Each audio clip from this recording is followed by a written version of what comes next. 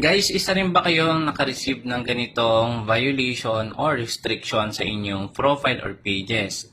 So, itong ating solution is working po ito sa pages. Pero sa profile, yung ilang profile is working po ito or na-open yung kanilang Meta Business Suite. So, ito po yung notification na nakasaad dito is meron kayong unresolved issue or merong mga video or existing video na may violation.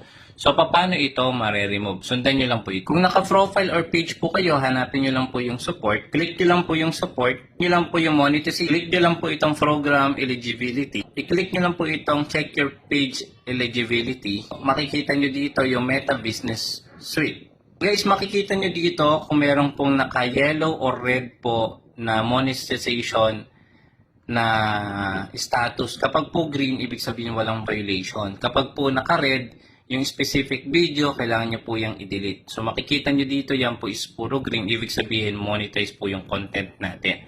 So, working po yan sa page, pero i-try nyo din po kung ma-open nyo yung Meta Business Suite sa inyong profile. Maraming salamat. Meron tayong full video guide dyan sa may comment section. Please don't forget to subscribe para sa full video guide.